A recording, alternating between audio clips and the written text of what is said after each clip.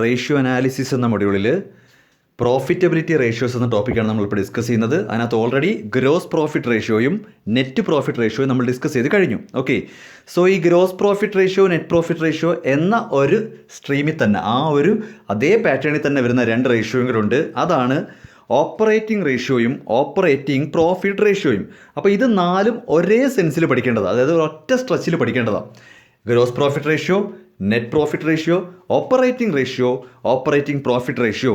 Okay, ഇത് നാലും ഏകദേശം ഒരേ കാറ്റഗറി വരുന്നതാണ്. അതിനകത്ത് ഗ്രോസ് പ്രോഫിറ്റ് റേഷ്യോ നിങ്ങൾക്കറിയാം, നെറ്റ് പ്രോഫിറ്റ് റേഷ്യോയും അറിയാം. ഓക്കെ, അപ്പോൾ ഈ ഒരു ക്വസ്റ്റ്യൻ ഞാൻ എടുത്തിരിക്കുന്നത് ഗ്രോസ് പ്രോഫിറ്റ് റേഷ്യോ കണ്ടുപിടിക്കാനും നെറ്റ് പ്രോഫിറ്റ് റേഷ്യോ കണ്ടുപിടിക്കാനും കൂടാതെ ഓപ്പറേറ്റിംഗ് റേഷ്യോയും ഓപ്പറേറ്റിംഗ് പ്രോഫിറ്റ് റേഷ്യോയും ഉണ്ട്. സോ ഫസ്റ്റ് ഓഫ് ഓൾ നമുക്ക് അറിയാവുന്ന ഗ്രോസ് പ്രോഫിറ്റ് റേഷ്യോയും നെറ്റ് പ്രോഫിറ്റ് റേഷ്യോയും ജസ്റ്റ് ഒന്ന് കണ്ടുപിടിക്കാം. അത് കഴിഞ്ഞിട്ട് ഞാൻ പറഞ്ഞു തരാം എന്താണ് ഈ ഓപ്പറേറ്റിംഗ് റേഷ്യോ, എന്താണ് ഈ ഓപ്പറേറ്റിംഗ് പ്രോഫിറ്റ് റേഷ്യോ എന്ന്. അപ്പോൾ ഫസ്റ്റ് നമുക്ക് പെട്ടെന്ന് തന്നെ ഗ്രോസ് പ്രോഫിറ്റ് റേഷ്യോയും നെറ്റ് പ്രോഫിറ്റ് റേഷ്യോയും കണ്ടുപിടിക്കാം. ഈ ഗ്രോസ് പ്രോഫിറ്റ് റേഷ്യോ കണ്ടുപിടിക്കാൻ എന്തൊക്കെ വേണം? ഗ്രോസ് പ്രോഫിറ്റ് വേണം, തന്നിട്ടുണ്ട്. സെയിൽസ് വേണം, തന്നിട്ടുണ്ട്. നെറ്റ് പ്രോഫിറ്റ് റേഷ്യോ കണ്ടുപിടിക്കാൻ എന്തൊക്കെ വേണം? നെറ്റ് പ്രോഫിറ്റ് വേണം, അത് അവൈലബിൾ ആണ്.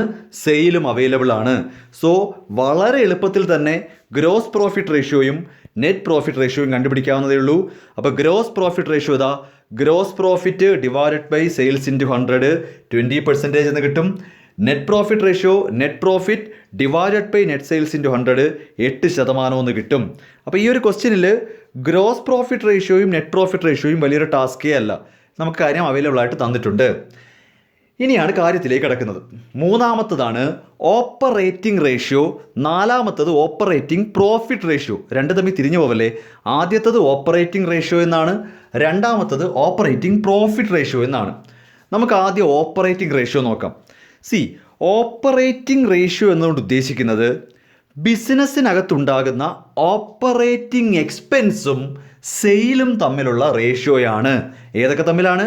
ബിസിനസ്സിനകത്തുണ്ടാകുന്ന ഓപ്പറേറ്റിംഗ് എക്സ്പെൻസ്, ഞാൻ വെറും എക്സ്പെൻസ് എന്നല്ല പറയുന്നത്, ബിസിനസ്സിനകത്തുണ്ടാകുന്ന ഓപ്പറേറ്റിംഗ് എക്സ്പെൻസും സെയിലും തമ്മിലുള്ള റിലേഷൻഷിപ്പാണ്.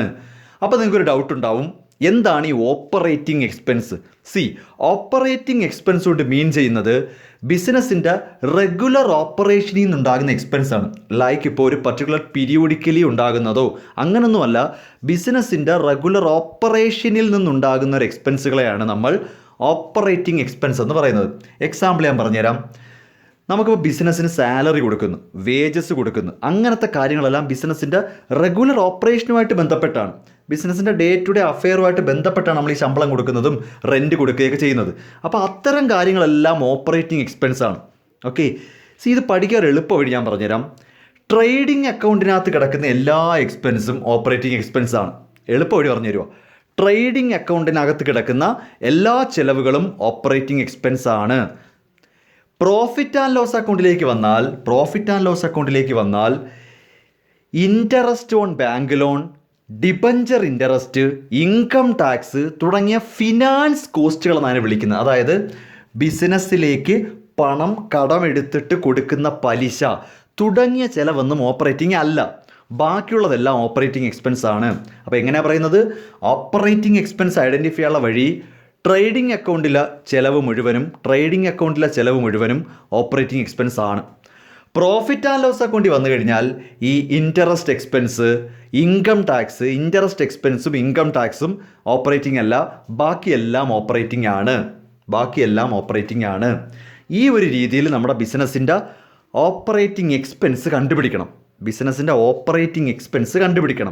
ആ ഓപ്പറേറ്റിംഗ് എക്സ്പെൻസും സെയിലും തമ്മിലുള്ള റേഷ്യോയാണ് ഓപ്പറേറ്റിംഗ് റേഷ്യോ. ഇവിടെ ഈ ഒരു ക്വസ്റ്റ്യൻ കണ്ടിട്ടുണ്ടല്ലോ, ഇതാണ് ക്വസ്റ്റ്യൻ.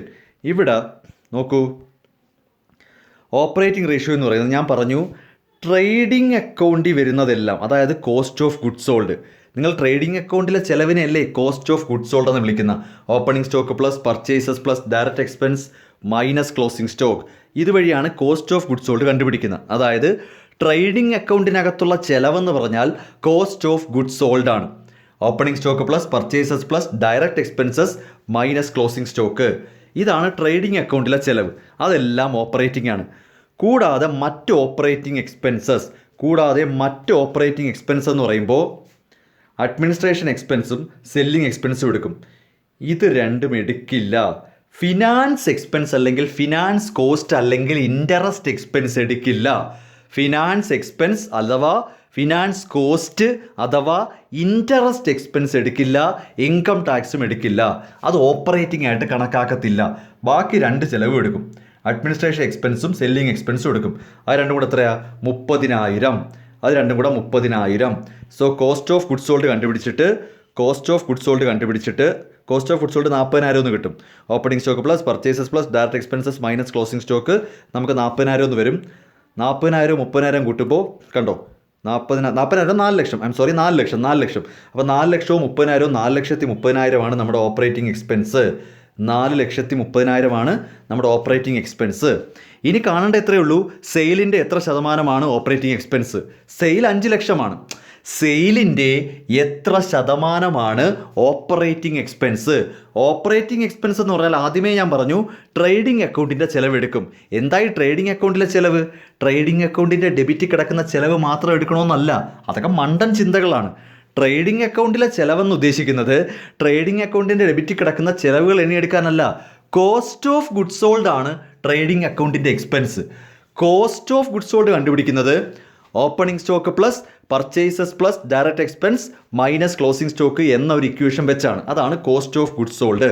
ഓക്കെ, ഈ പറയുന്ന കോസ്റ്റ് ഓഫ് ഗുഡ്സ് സോൾഡും പ്രോഫിറ്റ് ആൻഡ് ലോസ് അക്കൗണ്ടിനകത്തുള്ള ഓപ്പറേറ്റിംഗ് എക്സ്പെൻസ് ഇവിടെ അഡ്മിനിസ്ട്രേഷൻ എക്സ്പെൻസും സെല്ലിംഗ് എക്സ്പെൻസുമാണ് വരുന്നത്. ഏതൊക്കെ വരത്തില്ല? ഫിനാൻസ് എക്സ്പെൻസും ഇൻകം ടാക്സും വരില്ല.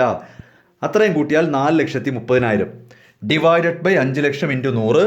അപ്പോൾ സെയിലിൻ്റെ 86% ഓപ്പറേറ്റിംഗ് റേഷ്യോ.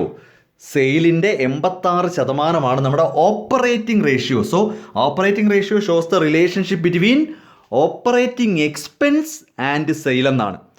നാലാമത്തെ ഓപ്പറേറ്റിംഗ് പ്രോഫിറ്റ് റേഷ്യോ. ഭയങ്കര സിമ്പിളാടോ. സെയിലിൻ്റെ 86% ഓപ്പറേറ്റിംഗ് ചെലവുകളെങ്കിൽ സെയിലിൻ്റെ 86% ഓപ്പറേറ്റിംഗ് എക്സ്പെൻസ് എങ്കിൽ 14% പ്രോഫിറ്റ്. അതിന് പ്രത്യേകിച്ച് റേഷ്യോ ഒന്നും വേണ്ട, 100 കുറച്ചാൽ മതി. ഓപ്പറേറ്റിംഗ് റേഷ്യോ കണ്ടുപിടിക്കുമ്പോൾ നിങ്ങൾ എന്താ മനസ്സിലാക്കിയത്? മൊത്തം സെയിലിൻ്റെ ടോട്ടൽ സെയിലിൻ്റെ 86% എക്സ്പെൻസ് ആണ്. ടോട്ടൽ സെയിലിൻ്റെ 86% ചെലവാണ്. അപ്പോൾ ബാക്കി 14% ലാഭമാണ്. ചെലവും ലാഭവും കൂടെ കൂട്ടുന്നതല്ലേ നമ്മൾ സെയിൽ എന്ന് പറയുന്നത്. 10 രൂപയുടെ സാധനം 2 രൂപ ലാഭത്തിന് 12 രൂപയ്ക്ക് വിൽക്കുന്നു. സോ ചെലവും ലാഭവും കൂടെ അല്ലേടോ സെയിൽ എന്ന് പറയുന്ന. അപ്പോൾ സെയിലിൻ്റെ 86% എക്സ്പെൻസ് ആണെങ്കിൽ 100 കുറച്ചാൽ മതി.